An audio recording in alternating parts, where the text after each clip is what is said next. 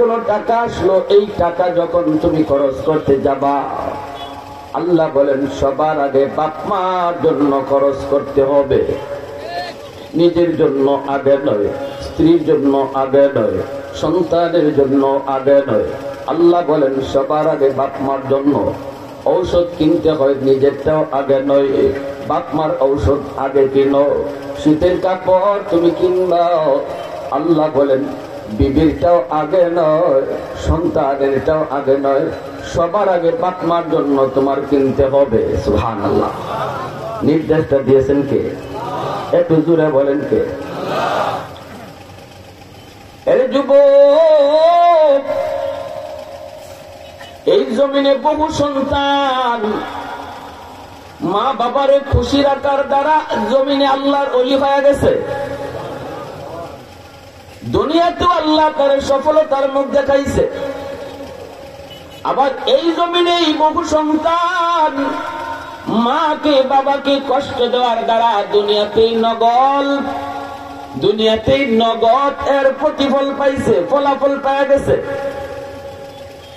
মা বাবার বদদুয়ার দ্বারা বহু সন্তান দুনিয়ার জমিনে এইরকম ভাবে এর ফলাফল পেয়ে গেছে। আবার দোয়ার দ্বারাও দুনিয়াতেই নগদ ফল পাইছে। এমন ঘটনা আছে না নাই? কারণ নবীজি বলেন তিন ব্যক্তির দোয়া বদদুয়া আল্লাহর দরবারে সরাসরি কবুল হয়ে যায়। সালাসাতুন দাওয়াতুম মুস্তাজাবাতুন লা শাক্কা ফী, দাওয়াতুল মাজলুম ওয়া দাওয়াতুল মুসাফির ওয়া দাওয়াতুল ওয়ালিদি আলা ওয়ালাদিহি। নবীজি বলেন তিন ব্যক্তির দোয়া বদদুয়া দুটোই আল্লাহর দরবারে কবুল হয়। দোয়া করলেও কবুল, বদদুয়া দিলেও কবুল। এক নম্বর হলো মাজলুমের দোয়া বদদুয়া, দুর্বল মানুষের দোয়া বদদুয়া। এজন্য সমাজের ভিতরে যেই মানুষগুলা দুর্বল, ঘরের মধ্যে যেই মানুষটা দুর্বল, এই দুর্বলের কাছ থেকে কখনো বদদুয়া নিও না। এমন কোন আচরণ দুর্বলের সাথে তুমি কইরো না যে আচরণে দুর্বল মানুষটা কলিজায় ব্যথা পায়। বদদুয়া হাত উঠে দিতে হয় না যুবক, বদদুয়া হাত উঠে দিতে হয় না রে। অন্তরে কষ্ট পেলে বদদুয়া চলে আসে। দোয়া বদদুয়ার সম্পর্ক হলো কলিজার সাথে, হাতের সাথে না। দোয়ার সম্পর্ক কলিজার সাথে, বদদুয়ার সম্পর্ক দিলের সাথে। আমি যদি ভালো আচরণ করি অন্তর থেকে দোয়া বেরিয়ে আসবে, যদি আমি খারাপ আচরণ করি অন্তর থেকে বদদুয়া বের হয়ে আসবে। এজন্য দুর্বল সমাজের ভিতরে যেই মানুষগুলা দুর্বল, এই দুর্বলের উপরে কখনো জুলুম করো না। অসহায় দুর্বল মানুষ হয়তো সমাজের কারো কাছে বিচার নিয়ে যাবে না, মেম্বারের কাছে বিচার নিয়ে যাবে না, চেয়ারম্যানের কাছে বিচার নিয়ে যাবে না, এমপির কাছে বিচার নিয়ে যাবে না, থানায় মামলা নিয়েও যাবে না। কারণ চেয়ারম্যান হলো সবলের লোক, মেম্বার হলো বড় লোকের লোক, ঠিক কিনা জোরা বলেন? থানায় গেলে পরে দারোগায় মামলা নেয় না। এজন্য আমার জুলুমের কারণে দুর্বল মানুষটা আল্লাহর আদালতে যদি বিচার বয়, যদি চোখের পানিটা ফলায় কয় আল্লাহ, মেম্বারের কাছেও গেলাম না, চেয়ারম্যানের কাছেও গেলাম না, কারণ সব হলো তার নিজের লোক, আমি গেলেও বিচার পাবো না। আল্লাহ তোমার আদালতে বিচারে দিয়ে দিলাম। সাথে সাথে বিচার দিতে দেরি হয়, আল্লাহর আদালতে বিচার গ্রান্টেড হতে দেরি হয় না। দুনিয়ার আদালত সহজ, আল্লাহর আদালত বড় কঠিন। দুনিয়ার আদালতে জজ সাহেবকে ঘুষ দেওয়া যায়, দুনিয়ার আদালতে উকিল ব্যারিস্টার ধরা যায়, দুনিয়ার আদালতে মন্ত্রী দিয়ে ফোন দেওয়ানো যায়, কিন্তু আল্লাহর আদালতে আল্লাহকে ফোন দেওয়ার সাহস কারো আসেনি? আওয়াজ দেয়া বলেন ঠিক কিনা? আছে কারো সাহস? কারো কোনো সাহস নাই। এজন্য আল্লাহর আদালত বড় জটিল, আল্লাহর আদালত বড় ভয়ঙ্কর। আল্লাহর আদালতকে একটু ভয় পাও। বুদ্ধিমান কখনো দুনিয়ার মামলা আল্লাহর আদালতে নিয়ে উঠে না। বুদ্ধিমান মানুষগুলা দুনিয়ার মামলা দুনিয়াতেই শেষ করে কবরে যায়, কখনো দুনিয়ার মামলা লইয়া সে আল্লাহর আদালতে হাজিরা দেয় না। মরার আগে আগে মাপ চেয়ে নেয়, অথবা কারো হক নষ্ট করলে হক তাড়াতাড়ি ফিরিয়ে দেয়। যদি বুঝে অন্যায় করেছি সাথে সাথে হয়তো সে ফিরিয়ে দেয়। আজকে ওয়াজ মাহফিল থেকে হয়তো বা এমনও কেউ হতে পারে সে জানে অমুক একটা দুর্বল মানুষের উপরে জুলুম করেছে, হয়তো সে ওয়াজ মাহফিল থেকে যাইয়েই তাকে খুশি করে নিবে, সেই হলো বুদ্ধিমান, ঠিক না? ঘরের বিবি হলো আমার ঘরের মধ্যে সবচেয়ে দুর্বল, কারণ আমার বিবি বাবার বাড়ি থেকে আমার ঘরে একা আসছে, তার সাথে তার ভাই আসে নাই, বোন আসে নাই, তার নিজের রক্তের কেউ আসে নাই। শুধুমাত্র স্বামীর হাত ধরে যেই ঘরে সে বড় হলো, মা বাবা ভাই বোন আত্মীয় স্বজনের মহব্বত আর ভালোবাসা পায়া, এত মহব্বত এত ভালোবাসা যেই মেয়েটা পাইল, সেই মহব্বত ভালোবাসাটাকে চিরদিনের জন্য পর বানায়া, আপন মানুষগুলাকে চিরজীবনের জন্য পর বানায়া, স্বামীর ঘরের মানুষগুলাকে আপন কইরা স্বামীর হাত ধরে অচেনা জায়গায় চলে আসলো। এই ঘরের মানুষগুলি কেমন সে জানে না, শ্বশুরের মেজাজ কেমন জানে না, শাশুড়ির মেজাজ কেমন তাও জানে না, ননদের মেজাজ কেমন তাও জানে না, দেবরের মেজাজ তাও জানে না। শুধুমাত্র স্বামীর হাত ধরে স্বামীর চেহারা দেখা স্বামীর ভালোবাসা এসে চলে এসেছে, সমস্ত ভালোবাসাকে ভুলে গেছে, মা বাবা আত্মীয় স্বজন সবাইকে পর বানায় দিছে। আজকে এই ঘরে তুমি যদি তাকে কষ্ট দাও রে যুবক, যদি তারে কষ্ট দাও কথা দিয়া হাত দিয়া মানসিক ভাবে শারীরিক ভাবে, এই ঘরে সে কারো কাছে তার দুঃখ পাওয়ার মতো লোক নাই। ডানে তাকাইল স্বামীর লোক, বামে তাকাইল স্বামীর মানুষ, নিজের কোনো মানুষ এই ঘরে তার কাছে নাই। এজন্য কষ্ট পাইলে রান্না করে যায় চোখের পানি জড়ায়, পাকঘরে যায় চোখের পানি ধরায়, বাথরুমের ভিতরে যায় চোখের পানিটা ফালায়, কারো কাছে বিচার দেয় না। বিচার দেওয়ার মতো মানুষ এখানে কেউ নাই। আবার ফোন করেও বাবাকে জানায় না, ফোন করে মাকেও কিছু বলে না, কারণ মা বাবা যদি শুনে মেয়েটা তার স্বামীর ঘরে বড় কষ্টে আছে, তা বলে পৃথিবীতে মা বাবার কাছে দুনিয়ার সবচেয়ে কষ্টের সংবাদ হয় এই সংবাদ, মেয়েটা স্বামীর ঘরে বড় কষ্টে আছে। এজন্য বহু মেয়ে আছে স্বামীর বাড়ির নির্যাতনের কথা বাপ মারে জানায় না, চোখের পানিটা ফলায় পাক করে গিয়া, চোখের পানিটা ফলায় বাথরুমে দুইটা। এর যুবক, এই দুর্বল মানুষটার চোখের পানি এত গরম, আল্লাহর জমিন বরদাস্ত করে না। প্রতিটা চোখের পানির ফোঁটা আল্লাহর আদালতের ফাইলে গিয়া জমা হয়, প্রতিটা চোখের পানির ফোঁটা আল্লাহর আদালতের ফাইলে জমা হয়। কিয়ামতের ময়দানে বহু স্বামী স্ত্রীর মামলায় ধরা খেয়ে যাবে, আল্লাহর আদালতে বহু স্বামী স্ত্রীর মামলায় ধরা। জুলুম হয়েছে, মানসিক ভাবে শারীরিক ভাবে তার উপরে টর্চার হয়েছে। এজন্যই আল্লাহ নবী কয় সাবধান, দুর্বলের উপরে কখনো জুলুম করতে যেও না, যেও না, যেও না, কারণ দুর্বলের চোখের পানির ফোঁটা অনেক গরম, অনেক গরম, অনেক গরম। এই গরম পানি দুনিয়ার মাটি বরদাস্ত করে না, এই পানির ফোঁটাটা আল্লাহর আদালতে গিয়ে জমা হয়। এজন্যই নবীজি বলেন তিন ব্যক্তির দোয়া বদুয়া সরাসরি আল্লাহর দরবারে কবুল। এক হলো মজলুমের দোয়া বদুয়া, দ্বিতীয় হলো মুসাফিরের দোয়া বদুয়া। মুসাফিরকেও কখনো কষ্ট দিও না, পারলে মুসাফিরের কাছ থেকে তুমি দোয়া নিও, এই দোয়াটা আল্লাহর দরবারে কবুল হয়। 3 নম্বর আল্লাহর নবী বলেন মা বাবার দোয়া বদুয়া, এটাও আল্লাহর দরবারে সরাসরি কবুল। বাপ মা হাত যদি উঠায়, এই হাত উঠানোটাও আল্লাহর দরবারে ডাইরেক্ট কবুল হয়। আব্দুল কাদের জিলানী, মঈনুদ্দিন চিশতি যদি তোমার আমার ঘরে দাওয়াত করে খাওয়ায়, হাজারো আব্দুল কাদের জিলানী আমার ঘরে আসতে পারেন, হাতও উঠাইতে পারেন, কিন্তু তাদের দোয়া কবুল হবে কি হবে না কোনো গ্যারান্টি নেই। বাঙ্গা করে মা, বাঙ্গা করে বাবা যদি তোমার জন্য হাত উঠে যুবক, নবী বলেন এই দোয়াটা কবুল হবে, এর গ্যারান্টি আছে।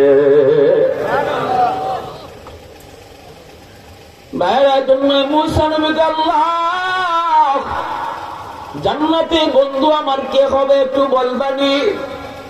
আল্লাহ কই অমুক বাজারে যাও, দেখো এক কসাই। মুসা নবী ঠিকানা লইয়া চলে আসলেন, কসাইকে পেয়ে গেলেন। পরিচয় না দিয়া মুসাফির সাইজা আল্লাহর পয়গম্বর কয়, ভাই আমি আপনার বাড়িতে একটু মেহমান হতে চাই। উদ্দেশ্য হলো লোকটার আমল এমন কি যে আমলের কারণে সে জান্নাতে আমার বন্ধু হবে। লোকটা তো বড় খুশি, মেহমানের পাগল। কারণ আমি আপনি মনে করি মেহমান আসলে পরে আমার বাড়িতে খাইয়া কমায়া যায়, কিন্তু নবী কয় মেহমান আসলে তোমার বাড়িতে খাইয়া বাড়াইয়া দেয়া যায়। মান আরাদা আন ইয়াবসুতার রিজকা ফালইউকরিম দাইফা আও কামা ক্বালা নবী আলাইহিস সালাম। নবীজি বলেন, কেউ যদি রিজিকের ভিতরে তুমি প্রশস্ততা চাও তাহলে বেশি বেশি মেহমানদারি করো। যত মেহমানদারি করবা ততই আল্লাহ তোমার রিজিক বাড়ায়া দিবে। একটু আওয়াজ দিয়ে কন্যা সুবহানাল্লাহ, আর একটু জোরে কন্যা সুবহানাল্লাহ। সুবহানাল্লাহ অর্থ হলো আল্লাহ তুমি পাক, আমি যত আল্লাহকে পাক বলবো আল্লাহ আমাকে তত পাক বানায় দিবে। হ্যাঁ, আমি আল্লাহকে যত পাক বলবো, যতবার আল্লাহ রে সুবহানাল্লাহ বলবো, যত বেশি বলবো আল্লাহ আমাকে তত পাক বানায় দিবে। তাহলে লাভ না লস? জোরে বলেন। লোকটাই কয়, ভাই চলেন আমার বাড়িতে চলেন। এইবার মুসা নবী তার বাড়িতে মেহমান হলেন। মুসা নবী নিজের পরিচয় দেন নাই। দেখেন বাড়িতে ঢুকেই সে আগে মার রুমে যায় ঢুকলো, বিবির রুমেও ঢুকলো না, সন্তানের কাছেও গেল না, আগে গেল মায়ের কাছে, আগে গেল মায়ের কাছে। যাইয়াই মাকে কোলে তুললো, শুয়ে রয়েছে মা, কবুতরের মতো হয়ে গেছে, কবুতরের বাচ্চাটার মতো বৃদ্ধা। মাকে কোলে তুইলা বাজার থেকে আনা খানা সন্তান নিজের হাতে মারে খাওয়াইতেছে। মুসা নবী দেখতেছেন, আল্লাহর পয়গম্বর তিনি দেখতেছেন, তিনি তো গেছেনই মূলত এই খবরটা নেওয়ার জন্য, এটা দেখার জন্য কি আমল। দেখেন ছোট্ট ছোট্ট বাচ্চা তার দুইটা বাবার পায়ের পাশে পড়ে গেল, বলতেছে আব্বু পেটে বড় ক্ষুধা, সারাদিন কিছু খাই নাই, বাবা তোমার অপেক্ষায়, বাবা একটু খানা দাও। বাবার হাতেই তো খানা, কিন্তু সন্তানকে বাবা আগে দিতেছে না। সন্তানের মাথায় হাত বোলায় বাবা বলতেছে, বাজান একটু ধৈর্য ধরো, একটু সবর করো, আগে তোমার দাদুরে খানা খাওয়ায়া নেই। মুসা নবী দেখতেছে সন্তান কান্দে, কলিজার টুকরা সন্তান। এ যুবক খেয়াল করে শুনো, বাজার থেকে খালি কমরা নিয়ে তুমি গেছো, সন্তানের হাতে আগে দিও না, মার হাতে নিয়ে আগে দাও। এই কমলাটা কিন্তু মা সুলাইয়া নিজে আগে খাবে না, তোমার সন্তানকে আগে খাওয়াবে। কিন্তু মার হাতে দেওয়ার কারণে মার দিল খুশি হয়ে গেছে। আল্লাহ পাক কয়, বন্ধু তুমি জানায় দাও, রিদার রাব্বি ফি রিদাল ওয়ালিদাইন ওয়া সাখাতুর রাব্বি ফি সাখাতিল ওয়ালিদাইন আও কামা ক্বালা নবী আলাইহিস সালাতু ওয়াস সালাম। যেই সন্তান মার দিল বাবার দিল খুশ করে, আমি আল্লাহ তার উপরে খুশ হয়ে যাই। যে সন্তান বাপ মার কষ্ট দেয়, আমি আল্লাহ তার উপরে নারাজ হই। এখালি কমলা মার হাতে দিয়া মারে খুশি করো, সাথে সাথে আল্লাহ তোমার উপর খুশি হয়ে যায়। এখালি কমলা বাবার হাতে দিয়া বাবারে খুশি করো, আল্লাহ খুশি হয়ে যায়। মাকে তুলায় তুলায় খাওয়াইতেছে কলিজার টুকরা সন্তান, তাদেরকে আগে খানা দিল না, মার মুখে আগে খানা দিল, মাকে আগে খাওয়াইলো। মুসা নবী সব দেখতেছেন, আর দেখেন মা বীর করে কি যেন মায়ের দোয়া করে, কি যেন মায়ের দোয়া করে। এইবার মুসা নবী জিজ্ঞেস করেন, ভাইরে এই বাচ্চাগুলি কার? বলে আমার। ইনিকে কয় আমার আম্মা। তুমি বাচ্চারে খানা না দিয়ে মারে আগে খাওয়াইতেছ? বলে হ। কত বছর যাবত? 40 বছর যাবত। তো আওয়াজ আসতে কোন সুবহানাল্লাহ। মুসা নবী এবার কই ভাই মা কি যেন দোয়া করলো, বীর করে কি যেন বললো, আমি শুনি নাই, ভালো করে একটু কও তো। আমার মা সব সময় দুইটা দোয়া করেন, একটা দোয়া কবুল হয়ে গেছে, আমি দুনিয়াতেই পেয়ে গেছি, আরেকটা দোয়া কেমনে কবুল হবে আমার বুঝে আসে না। মুসা নবী বলেন বলো বলো কি দোয়া করে। এক নম্বর দোয়া করে মা, আল্লাহ আমার সন্তানকে তুমি দুনিয়াতে রিজিকের অভাব দিও না, আল্লাহ আমার সন্তানকে তুমি রিজিকের অভাব দিও না। এই দোয়াটা আমি দুনিয়াতে নগদ কবুল হয়েছে পাইয়া গেছি। আমার কোনো অভাব নাই, কোনো অভাব নাই, অনটন নাই। আমি ছোট্ট একটা ব্যবসা করি, আল্লাহ এতে আমাকে অনেক বরকত দেয়, আমার কোনো অভাব নাই। আল্লাহ পাক সব অভাব আমার পূরণ করেছে, আর মানুষও আমার কাছে কোনো কিছু পাওনা দাওনা নাই, সুন্দরে আমার সংসার চলে। এই অবস্থায় এই দোয়াটা কবুল হয়েছে মার, আমি ডাইরেক্ট পাইছি। আরেকটা দোয়া মায় করে, এটা কেমনে কবুল হবে আমার বুঝে আসে না। মুসা নবী কই কও সেই দোয়াটা কি? ওই মা দোয়া করে, আল্লাহ আমার সন্তানরে তুমি জান্নাতে মুসা নবীর বন্ধু বানাইও।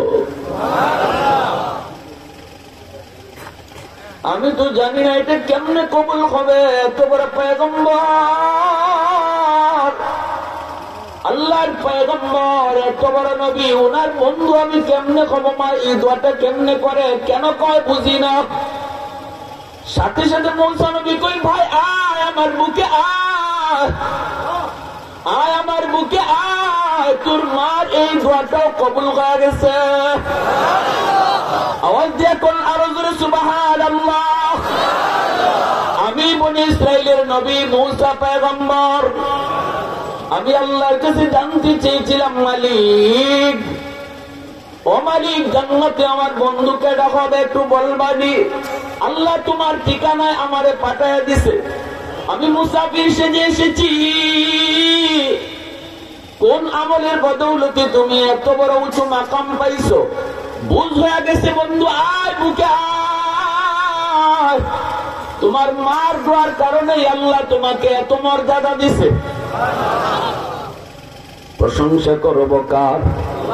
একটু জোরে আওয়াজ এখন কার? ওয়াহদত কি হিফাজত নেহি বেকুতে বাজু, ওয়াহদত কি হিফাজত নেহি বেকুতে বাজু, आती नहीं कुछ का मिहाकल खुदादार, आती नहीं कुछ का मिहाकल खुदादार। ऐ मर्द खुदा तुझको कुव्वत नहीं हासिल, जा बैठ किसी गार में अल्लाह को कर याद, जा बैठ किसी गार में अल्लाह को कर याद। ये सच है कि बातिल की तरफदार नहीं हम, गद्दार न समझो हमें गद्दार नहीं हम। फूलों की तरह नरम मिजाज अपना है नजर, हम तीर नहीं नेज़ा व तलवार नहीं हम तीर नहीं नेज़ा व तलवार नहीं हम। মুসলমানের আওয়াজে বলেন আল্লাহু আকবার। ভাইরা বন্ধুরা, জন্য মা বাবার দোয়া নবীজি বলেছেন ডাইরেক্ট কবুল, বাপ মায়ের বদদোয়া দিল সরাসরি কবুল, বদদোয়া দিল। করাচির হযরত হাকিম আক্তার সাহেব রাহিমাহুল্লাহ বহুত বড় বুজুর্গ, করাচির মসজিদে নামাজ পড়েন। খুব সুন্দর করে একটা যুবক নামাজ আদায় করলো। নামাজ শেষ হলে পরে আল্লাহর ওলি যুবককে ডাক দিয়া বলেন, যুবক এত সুন্দর করে নামাজ আদায় করেছো, কিন্তু ডান হাতটা কাপড় দিয়া তোমার পেঁচালো কেন বলো? যুবক বলে, আল্লাহর ওলি আমার ডান হাতে পচন শুরু হয়েছে। পচন, এই পচা এমন দুর্গন্ধ, এই দুর্গন্ধে কেউ টিকতে পারে না, এজন্য আমি কাপড় দিয়ে পেঁচায় রাখি। মসজিদে মসজিদে নামাজ পড়ি, আল্লাহর কদমে সিজদায় পড়ে কান্দি। আল্লাহর ওলি কই যুবক, যৌবনের ইবাদত আল্লাহর কাছে বড় দামি। একজন যুবক যখন আল্লাহর কদমে সেজদা দেয়, হাজারো বৃদ্ধ মানুষের সেজদার চেয়ে যুবকের সেজদার পাল্লা অনেক ভারী হয়ে যায়। নবীজি বলেন লা ওয়ারাকাল কাফি আও কামা ক্বালা নবী আলাইহিস সালাতু ওয়াস সালাম, যেই মানুষটার গুনাহ করার শক্তি আছে, গুনাহ করার ক্ষমতা আছে, গুনাহ করার সুযোগ আছে, এরপরেও যে আল্লাহর ভয়ে গুনাহ করে না, এরপরেও যে আল্লাহর ভয়ে গুনাহ করে না, মানুষের চোখে ফাঁকি দিয়ে গুনাহ করার সুযোগ ছিল, এরপরেও করে না, এরপরেও করে না, কার ভয়ে? আল্লাহর ভয়ে। নবী বলেন সেই তো তোমাদের মধ্যে আল্লাহর ওলি। যুবকের যৌবনের চাহিদা হলো গুনাহ করা, যুবকের যৌবনের চাহিদা হলো গান বাজনায় দেওয়া, যুবকের যৌবনের চাহিদা হলো জিনা ব্যভিচার করা। এরপরে যেই যুবক যৌবনটাকে কন্ট্রোল করে, যেই যুবক যৌবনে মাথায় টুপি পরে, যেই যুবক যৌবনে মুখে নবীর সুন্নতি দাঁড়িয়ে রাখে, যেই যুবক যৌবনে বাপ মার সেবা করে, যেই যুবক যৌবনে মসজিদে যায়, যেই যুবক যৌবনে ওয়াজ মাহফিল করায়, ওই যুবক যৌবনে আল্লাহর ওলি হয়ে যায়। এই জমিনে যত আল্লাহর ওলি হয়েছেন যুবক, হাত জোর করে বলি যুবক বিশ্বাস কর, এই জমিনে যত আল্লাহর ওলি হয়েছেন সবাই ওলি হয়েছেন যৌবন কালে। যৌবনের ইবাদত আল্লাহর ওলি বানায়, যৌবনের ইবাদত আল্লাহর ওলি বানায়, যৌবনের ইবাদত আল্লাহর ওলি বানায়, আল্লাহর ওলি বানায়। এজন্য আল্লাহ পাক রব্বুল আলামিন কয় জানেননি, প্রতিদিন জমিন আমি আল্লাহর কাছে আবদার করে, প্রতিদিন জমিন আমি আল্লাহর কাছে আবদার করে, আলা কুল্লা ইয়াউমিন ওয়াল আরদু ইস্তাগফিরু রাব্বাহু। আল্লাহ পাক জমিন প্রতিদিন কয় আল্লাহ অনুমতি দাও, অনুমতি দাও। আর তো বেনামাজির পায়ের বোঝা নিতে সহ্য হয় না, আর তো সুদখোরের পায়ের আওয়াজ শুনতে সহ্য হয় না, আর তো জিনাখোরের পায়ের আওয়াজ শুনতে সহ্য হয় না। আসবিরু ইলা মাতা আসবিরু, ধৈর্য ধরবো তো আর কতকাল ধৈর্য ধরবো, ধৈর্য ধরবো তো আর কতকাল ধরবো, ধৈর্য ধরবো তো আর কতকাল ধরবো। আবতালি বিনা আদম ফি কারি, হাদিসে কুদসি আল্লাহ পাক কয় ওই জমিনকে আল্লাহ অনুমতি দাও, নাফরমানকে আমি গিলে ফেলবো, বেনামাজির আমি গিলে ফেলবো, সুদখোরকে আমি গিলে ফেলবো, ঘুষখোরকে আমি গিলে ফেলবো, জিনাখোরকে আমি জমিন গিলে ফেলবো। আল্লাহ পাক রব্বুল আলামিন কয় জমিন শোন, এ জমিন ভালো করে শুন, থাম থাম, আমার আর আমার বান্দা বান্দির মাঝখানে তোরা নাক গলাবি না। আমি আল্লাহ দেখতেছি এই জমিনের ভিতরে কত গুনাহ হয়, কত অন্যায় হয়, কত অত্যাচার হয়, কত জুলুম হয়। আমি আল্লাহ দেখতেছি এই জমিনে কত নাফরমানি হয়। এরপর আমি কেন ধরি না জানুনি, কেন ধরি না জানুনি? কারণ এই মানুষকে আমি আল্লাহ বড় আদর করে বানাইছি। আসমান আল্লাহ বানাইতো হাত লাগাই নাই, জমিন বানাইতো আল্লাহ তার হাত লাগাই নাই, ফেরেশতা বানাইতো আল্লাহ তার হাত লাগান নাই। আল্লাহ পাক রব্বুল আলামিন কয় যখনই জমিন বানাইবার ইচ্ছা হয়েছে আল্লাহ বলছে কুন ফায়াকুন, সাথে সাথে হয়ে গেছে। আল্লাহ বলছে আসমান হও, সাথে সাথে আসমান হয়ে গেছে। মানুষ বানাইতো আল্লাহ চাইলে এভাবেই বানাইতে পারতেন। ইন্নামা আমরুহু ইযা আরাদা শাইআন আইয়াকুলা লাহু কুন ফায়াকুন। আল্লাহ বলে মানুষ বানাইতো আল্লাহ পাক এভাবেই পারতো, কিন্তু কয় না রে মানুষ, না না না, আমি আল্লাহ তোর এইভাবে বানাই নেই, তোরে বানাইতে খালাকতু বিয়াদাইয়া, আমি আল্লাহ আমার নিজের হাত লাগাইছি। কারণ এই চেহারার মধ্যে তো দাবি কপাল, এই কপাল আমি বানাইছি আমার সেজদার জন্য। এটা ফেরেশতাদের হাতে বানাইলে হয় না, এই কপাল আদেশ দিয়া বানাইলে হয় না, আমি নিজের হাত দিয়া তোর কপালটা বানাইছি। আল্লাহ পাক কইরে জমিন, এজন্যই আমি মানুষকে নগদ ধরি না। আমি আল্লাহ অপেক্ষায় আছি কখন আমার বান্দা কোন জায়গায় যায় দিলটা নরম করে আর করে আল্লাহ ভুল করেছি, আর জীবনে সুখ খাইতাম না, আর জীবনে নাফরমানি করতাম না। কোনায় বসে বসে বলবে, দিলে দিলে বলবে, কেউ শুনবে না, আমি আল্লাহ শুনবো। মুয়াজ্জিনকে বলবে না, ইমামকেও বলবে না নিজের গুনার কথা, চেয়ারম্যানকেও নিজের গুনার কথা বলবে না, দিলে দিলে শুধু আমাকে বলবে আল্লাহ ভুল করেছি আর করবো না। সাথে সাথে আমি তার জীবনের সব গুনাহ মাফ করে দিব। আল্লাহ করে জমিন শুন, চার দল যতদিন জমিনে থাকবো আমি জমিন টিকায় রাখবই। আল্লাহু আকবার।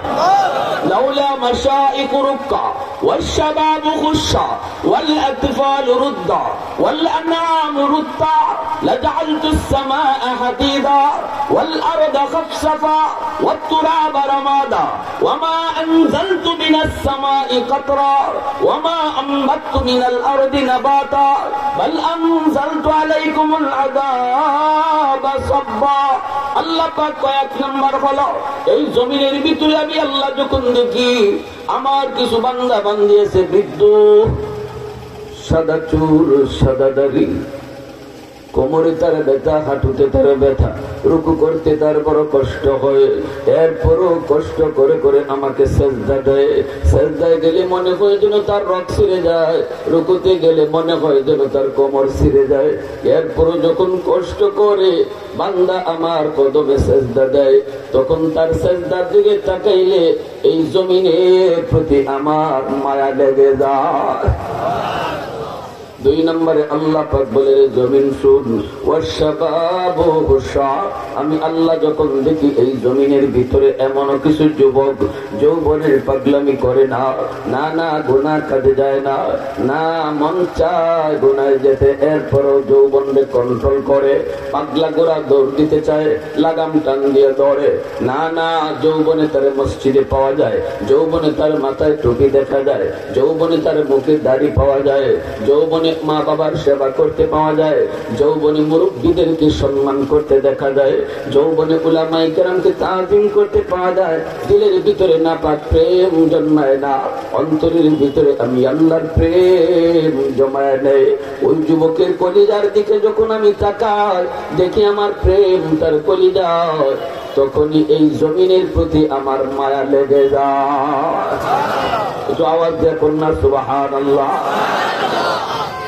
এ যুবক, তুমি বুঝো না আল্লাহর কাছে তোমার যৌবনের ইবাদতের কত দাম, তোমার সেজদার জন্য আল্লাহ কত আকাঙ্ক্ষা, তোমার সেজদার উসিলায় তো আল্লাহ জমিন টিকায় রাখে।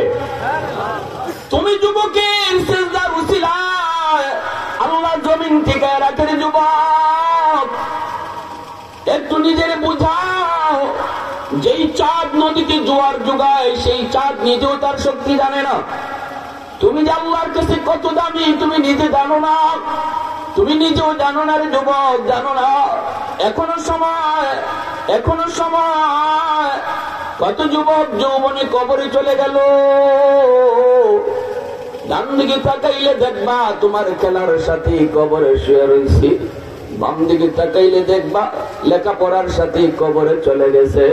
তারও জীবনে এমন আশা ছিল নামাজ পড়বো, গুনাহ ছাড়বো, কিন্তু গুনাহ ছাড়ার আর সুযোগ সে পায় নাই। অ্যাক্সিডেন্টে সে কবরে চলে গেল। হয়তো তোমার জীবনে এমন হতে পারে, অতএব আজই তোমার তওবা করার সময়, আজই আল্লাহকে খুশি করার সময়। এখনই দিলে দিলে শুধু বলো আল্লাহ যা করেছি ভুল করেছি, আর ভুল করবো না। মুহূর্তের ভিতরে আল্লাহ তোমার নাম ওলির খাতায় আল্লাহ উঠায় দিবে। ভাইরা বন্ধুরা, তৃতীয় দল হলো আল আতফালুর রুদ্দা। আল্লাহ পাক বলে যে ঘরে ঘরে কিছু শিশু বাচ্চা আছে, এই শিশু বাচ্চাগুলির উসিলায় আমি জমিন টিকায় রাখি। কারণ আযাব গজব আইলে পরে শিশু বাচ্চারা গজবে পইরা যায়, অথচ শিশুদের কোনো গুনাহ নাই, অপরাধ নাই, অন্যায় নাই। ঠিক কিনা জোরে কও। আল্লাহ কই শিশু বাচ্চাগুলির দিকে তাকাইয়া এই জমিন আমি টিকায় রাখি। এজন্য ঘরের অবুঝ শিশু বাচ্চাগুলারে কষ্ট দিও না।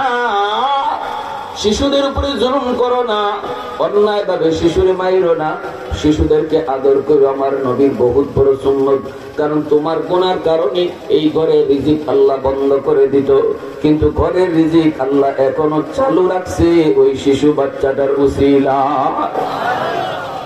ওয়াল আনআমু চতুর্থ দল আল্লাহ পাক বলেন জমিনে কিছু পশু পাখি হাঁস মুরগি আছে, এদেরও কোনো গুনাহ নাই, এদের উপরে নামাজ ফরজ হয় নাই, এদের উপরে রোজা ফরজ হয় নাই। আমি আল্লাহ যদি মানুষের গুনার কারণে জমিনে গজব দেই, তাহলে পশু পাখি হাঁস মুরগি গুলাও গজবে পড়ে যায়, অথচ তাদের কোনো অপরাধ নাই। এদের দিকে তাকাইলেও জমিনের প্রতি আমার মায়া লাগে, জমিনের প্রতি মায়া লাগে। এজন্য পশু পাখি হাঁস মুরগি গরু ছাগল হাইওয়ানকেও অযথা কষ্ট দিও না, অযথা কষ্ট দিও না। গরু রাখো, গরুরে অহেতুক মাইরো না, কারণ তোমার মতো নাফরমানকে আল্লাহ টিকা রাখছে এই গরুটার উসিলা। আল্লাহ পাক বলে এই চার দল না থাকলে কি করতাম জানো? লাজালতুস সামাআ হাদিদা। এবার আল্লাহর গুসার কথা শুনে, এই চার দল যদি জমিনে না থাকতো, লাজালতুস সামাআ হাদিদা, আসমানকে আমি আল্লাহ লোহা বানায় দিতাম। ওয়াল আরদা কাবসাবা ওয়াত তুরাবা রামাদা, জমিন তামা বানায় দিতাম। ওয়ামা আনজালতু মিনাস সামাই কাতরা, এক ফোঁটা রহমতের বৃষ্টি জমিনে দিতাম না। ওয়ামা আম্বাতু মিনাল আরদি নাবাতা, একটা শস্যের দানাও জমিনে উঠতে দিতাম না। বাল আনজালতু আলাইকুমুল আযাবা সাব্বা, পরপর জমিনে শুধু আযাব আর গজব নাযিল হইতো, জমিন শেষ হয়ে যাইত। আল্লাহ বলেন এই চার দলের কারণে আমি আল্লাহ যখনই গজব আসতে চায় তখনই আমার রহমত এর আগে চলে যায়। ইন্না রাহমাতি সাবাকাত আলা গাযাবি। এজন্য ভাইরা, করাচির হযরত হাকিম আক্তার সাহেব তিনি যুবককে বলেন, যুবক নামাজটা বড় সুন্দর করে আদায় করেছো, কিন্তু ডান হাত তোমার কাপড় দিয়ে পেঁচানো কেন? যুবক বলতেছে, আল্লাহর ওলি হাতের মধ্যে পচন দুর্গন্ধ বের হয়, এজন্য কাপড় দিয়ে পেঁচায় রাখছি আর আল্লাহর কদমে সেজদা দেই। আল্লাহর ওলি কয়, তা বলে তুমি ডাক্তার দেখাও না কেন? কই হুজুর, ভারত পাকিস্তানের সব ডাক্তার দেখানো শেষ, কেউ আমার রোগ ধরতে পারে না। কেন পচন বন্ধ হয় না? কেন দুর্গন্ধ বন্ধ হয় না? অ্যান্টিবায়োটিক খাই, অ্যান্টিবায়োটিক থেকে নিয়ে আর সব দেওয়া হলো, পচন শুধু উপরের দিকে উঠতেছে, পুরো হাতটা আমার পচে যাচ্ছে। আল্লাহ বলি, যুবক অন্য দেশের ডাক্তার দেখাই। যুবক তখন কান্দার পর আল্লাহর বলি, গো ও আল্লাহর বলি, কোন দেশের ডাক্তারের কোনো লাভ হবে না। সারা দুনিয়ার ডাক্তার যদি দেখে আমার বাচ্চা খাওয়াই দেওয়া হয়, তবু আমার রোগ ভালো হবে না। ডাক্তার আমার রোগ ধরতে পারে নাই, কিন্তু আমি আমার রোগ ধরে ফেলেছি। আমার রোগ হলো আসমানে, চিকিৎসা চলছে জমিনে। আগুন লাগছে শেরপুর, পানি দেয় ফরিদপুর, জীবনে কোনোদিন আগুন নিভবে না। হুজুর, আমি আমার মার গর্ভে একমাত্র সন্তান, মা আমাকে কষ্ট করে পড়ালেখা করেছেন, জন্মের পরপরই আব্বা মারা গেছেন। মা আমাকে নিয়ে স্বামীর বাড়িতে থেকে গেলেন, আর বাপের বাড়িতে গেলেন না। কষ্ট করে করে মানুষের বাড়িতে কাম কাজ করে করে মা আমাকে বড় করছেন। আমি পড়ালেখা করেছি, সুন্দরীটা মেয়ের সাথে আমার সম্পর্ক হলো, বড় লোকের মেয়ে, তারপরে আমি তারে বিয়ে করে ফেলেছি। মা আমাকে শুধু এতটুকুই বলছিল, বাজার বড় লোকের মেয়ে বিয়ে করিস না, করিস না, আমি গরিব, গরিব মাকে মা কইয়া ডাকবে না। কিন্তু আমি মার কথা শুনি নাই, আমি মার কথা বুঝি নাই। আমি তো বড় লোকের মেয়েকে বিয়ে করে নিয়ে এসেছি, মা যা বলেছে তাই হয়েছে। হুজুর, অফিস থেকে আসতে পরেই আমার কানে কানে মার বিরুদ্ধে নালিশ দিত। প্রথম দিন শুনি নাই, দ্বিতীয় দিন শুনি নাই, তৃতীয় দিন, কারণ বউ তো মহব্বত করে বিয়া করছি। মার রুমে ঢুইকা মারে বকাবকি শুরু করলাম। মায়ের তো বাজার আমার কথাটা শুন, মার কথা শুনি নাই। দ্বিতীয় দিন মার রুমে ঢুইকা বকলাম, তৃতীয় দিন মার রুমে ঢুইকা মার গায়ে হাত উঠায় দিলাম। যেই মাত্র ডান হাত দিয়ে মার গায়ে হাত উঠাইছি, সাথে সাথে মা চুকির পানিটা ছেড়ে কই বাজার, যে হাত দিয়া তুই মারে মারলি এই হাতটা মা চুমায়া চুমায়া বড় করছি। তোর এই হাতের মধ্যে দুনিয়ার কেউ চুমা নাই, তোর বাবার চুমাও লাগে নাই, আমি মা চুমায়া চুমায়া হাতটা বড় করছি বাবা। আজকে এই হাত দিয়া বুঝি বউয়ের কথায় আমি মার গায়ে হাত তুলে দিলি। ঠিক আছে তুই তোর বউরে নিয়ে সুখে থাক, কিন্তু যে হাত দিয়ে তুই আমার মারছো এই হাত যেন আল্লাহ পছায়া দেয়। হুজুর মায়ের দোয়া বদদোয়া করছে, আরেকটা বদদোয়া করছে তুই যেন আমার জানাজার নামাজ পড়তে না পারো। এই দুইটা বদদোয়া দেওয়া মাত্রই আমি টের পাইছি আমার পায়ের জমিনটা কাইপা উঠছে। কারণ আমার নবী বলেছে মা বাবা বদদোয়া দিলে বদদোয়া সরাসরি আল্লাহর দরবারে কবুল হয়ে যায়, আরশটা পর্যন্ত কাইপা উঠে। যখনই মা আহ কয় উহ কয়, কলিজা থেকে যখন মা বাবার আহ উহ শব্দ বের হয়, ওই যুবক কয় অল্প দিনের ভিতরে আমি অফিস থেকে খবর পেলাম মা মারা গেছে।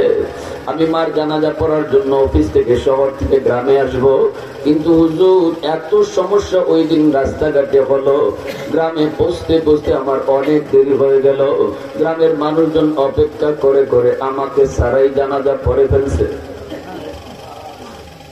আমি বাড়িতে ঢুকলাম, মানুষজন কই বাজার অনেক অপেক্ষা করেছি আর মানুষের ধৈর্য কুলায় না, এজন্য জানাজা পড়ে ফেলেছি। যুবক কান্দের কয় তোমাদের কোনো দোষ নাই, আমি বুঝে গেছি গন্ডগোল কোন জায়গায়।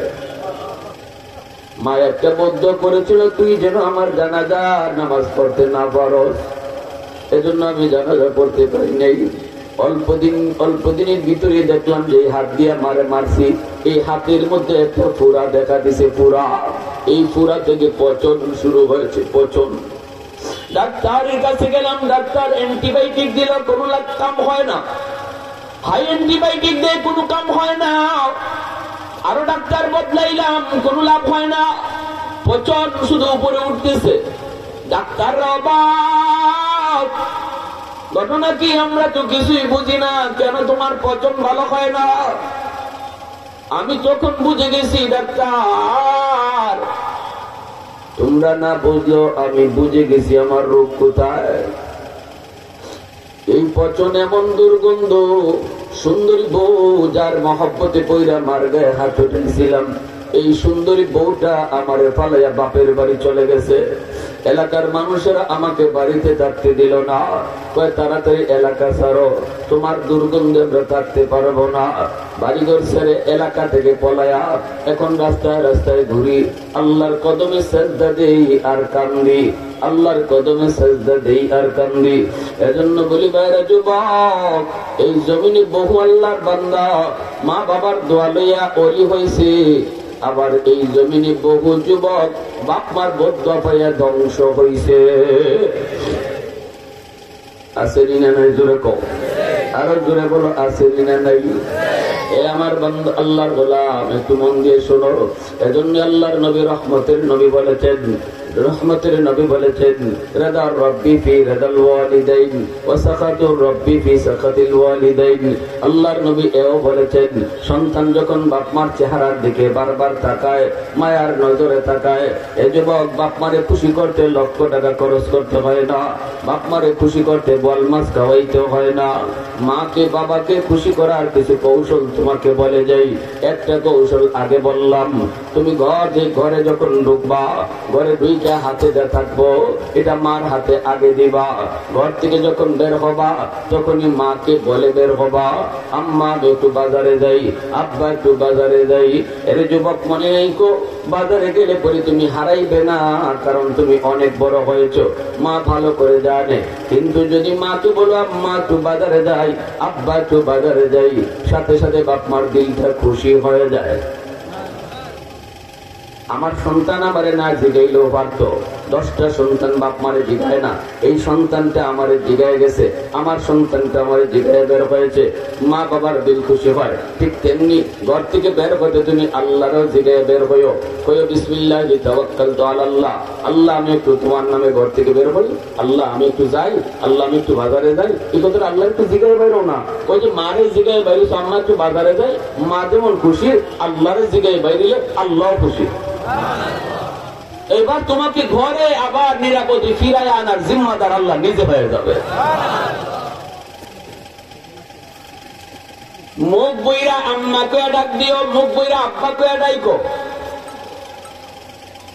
সন্তান যত বড়ই হোক বাপ মার কাছে কখনো বড় হয় না, সবসময় ছোটই থাকে। যত বেশি বেশি আম্মা আব্বা কয়ে ডাকবা ততই বাপ মার দিল খুশি থাকবে। বড় হওয়ার পরে আমরা মাকে আম্মা কয়ে ডাকতে, আব্বাকে আব্বা কয়ে ডাকতে অনেকে অনেকটা লজ্জা করে, অথচ শাশুড়িকে আম্মা কইতে তার লজ্জা লাগে না, শ্বশুরকে আব্বা কইতে লজ্জা লাগে না, নিজের মাকে আম্মা কয়ে ডাকতে অনেক সময় লজ্জা পায়, আব্বারে আব্বা কয়ে ডাকতে লজ্জা পায়। এর যুবক, শ্বশুর শাশুড়িকে তুমি খুশি করো, অসুবিধা নেই, অসুবিধা নেই, শরীয়তের আদেশও আছে। কিন্তু শ্বশুর শাশুড়ি খুশি থাকলে আল্লাহ খুশি, এমন হাদিস আমরা পাই নেই। হাদিস পেয়েছি মা বাবা খুশি থাকলে আল্লাহ খুশি। পিসাব যদি হক্কানি পীর হয় খুশি রাখো, অসুবিধা নাই, কিন্তু পিসাব খুশি থাকলে আল্লাহ খুশি হাদিস পাই না। হাদিস পেয়েছি বাপ মা খুশি থাকলে আল্লাহ খুশি।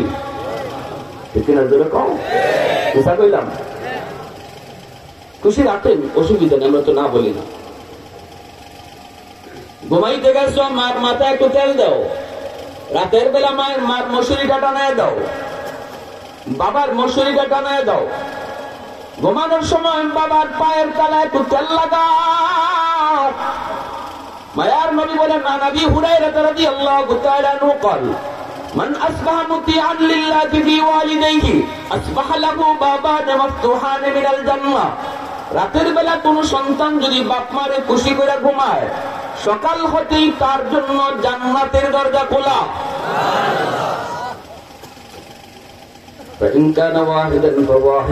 একজন যদি বাপ মাতাকে একজনকে খুশি করে ঘুমায়, একটা জান্নাতের দরজা খোলা।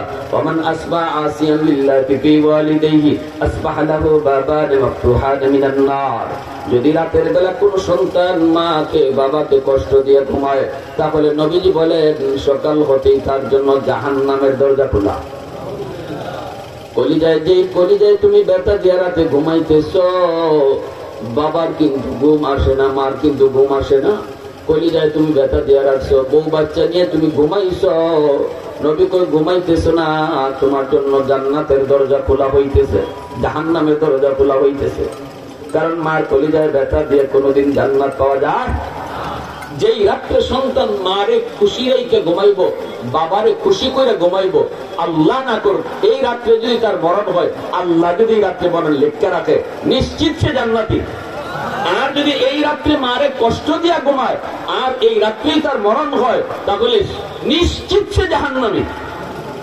তার কোন আমল তার জান্নাতে নিতে পারবে না। যেই রাত্রে তার মরণ, এই রাত্রে মার কলিজায় ব্যথা, যেই রাত্রে তার মরণ, এই রাত্রে তার বাবার কলিজায় ব্যথা। সে যদি হাজিও হয়, সে যদি গাজিও হয়, সে যদি লক্ষ টাকার দানবীর হয়, কোন আমল তার জান্নাতে নিতে পারবে না, সে ডাইরেক্ট জাহান্নামে যাবে। এজন্য এমন কোন রাত ঘুমায়ও না, কারণ প্রতিটা ঘুম মুসলমানের মরণ। ঠিক কিনা জোরে বলেন? ঘুম নয়, ঘুমটা মরণ। নিজে জান্নাত মরতেছি, দোয়াও করতেছি বিসমিল্লাহ আল্লাহুম্মা বিসমিকা আমুতু ওয়া আহইয়া, আল্লাহ মরতেছি তোমার নামে। আমি নিজেও বলতেছি যা ঘুমাইতেছি না, আমি মরতেছি। এই মরণটা তুমি এইভাবে মরতেছো যে মা ব্যথা পাইয়া কাঁদতেছে, বাবা কলিজায় ব্যথা পাইয়া কাঁদতেছে, এই বৃদ্ধ অবস্থায় মায়ের তোমার বাবারে সান্ত্বনা দিতেছে, কান্দো না, আমরা কয়দিন বাঁচবো, কয়দিন আর দুনিয়া থাকবো, সব জীবন তো তাদেরই, বাদ দিয়ে দাও, মনটা আর কষ্ট রাখতো না। বুড়া বুড়ি একজন আরেকজনের সান্ত্বনা দেয়, দেখো তোমার মায়ের কান্দে, আর এদিকে তুমি ঘুমাইতেছো, আরামে বউ বাচ্চা নিয়ে, আবার নামাজি হইয়া হাজি হইয়া জান্নাত তো আশা করতে পারো, অসম্ভব, কোনদিন হইতে পারে না। এজন্য এমন কোন ঘুমাইবা না, এমন কোন রাত ঘুমাইতে যাইবা না যে ঘুমের আগে তোমার বাপ মা তোমার উপরে খুশি না। আল্লাহ, যাদের বাপ মা দুনিয়া আছে আজ রাতে তাদেরকে খুশি করব, কার কার নিয়ত আছে একটু হাতে আল্লাহরে দেখাও, আল্লাহ কবুল করো। আর যাদের বাপ মা দুনিয়াতে নাই তারা কি করবো, একটা আমল করে দেই। আল্লাহ রাসূল বলছেন, আবু দাউদ শরীফের riwayat, মান যারা কবর আবাওয়াইহি ফি কুল্লি জুমআতিন গুফিরা লাহু কুতিবা বাররান। নবীজি বলেন, জুম্মার দিন যদি সন্তান বাপ মার কবর জিয়ারত করে তাহলে আল্লাহ ওই সন্তানকে মাফও করে, বাধ্য সন্তানের তালিকাভুক্ত বানায় দেয়। জুম্মার দিন বাপ মার কবর জিয়ারত খুব কঠিন কাজ না সহজ? কারা কারা করতে রাজি আছি? মা বাবা দাদা দাদি জুম্মার দিন অবশ্যই কবর জিয়ারত করব। এতটুকু আমলও যদি আজকে আমরা এই ওয়াজ থেকে নিয়ে যাই, আমার পুরা বয়ান থেকে আমরা এইটুকু আমলও নিয়ে যান যে আমরা আগে জুম্মার দিন হয়তো কবর জিয়ারত করতাম না, এখন থেকে বাকি জীবন আর কোনোদিন জুম্মার দিন কবর জিয়ারত ছাড়া আমরা জুম্মার দিন কাটাবো না, এমন নিয়ত যদি কইরা যায় তাও আমার মাহফিলে আসাটা সার্থক। ঠিক না ভাই? আল্লাহ আমাদেরকে কবুল করেন। মুসাফির মানুষ এখানেও তারা আয়োজন করেছে আল মদিনা ইসলামী যুব সংঘ, যুবকদেরকে অসংখ্য ধন্যবাদ। ধন্য মায়ের ধন্য সন্তান, এই প্রতিটা যুবককে আল্লাহ মা ভক্ত বাবা ভক্ত বানাইয়া দিন, সমাজের ভালো ভালো কাজ তাদেরকে তারা আল্লাহ করাইয়া দিন। একজন ভাই হিম্মত করে একটু বলেন যে আগামী বছর এই মাহফিলটা হইতো, আপনি কিছু টাকা শরীক থাকবেন তাদের এই আয়োজনের মধ্যে দিল থেকে। মসজিদের জন্য? আচ্ছা আচ্ছা, মসজিদ আল্লাহর ঘর মসজিদের জন্য, কিন্তু আরো ভালো যুবকরা করে না আয়োজন আমরা করবো হুজুর, কিন্তু আমরা কিছু কালেকশন চাইতেছি আল্লাহর ঘরের জন্য। একজন ভাই যদি থাকেন বলেন, হুজুর আমি ইনশাআল্লাহ 10,000 টাকা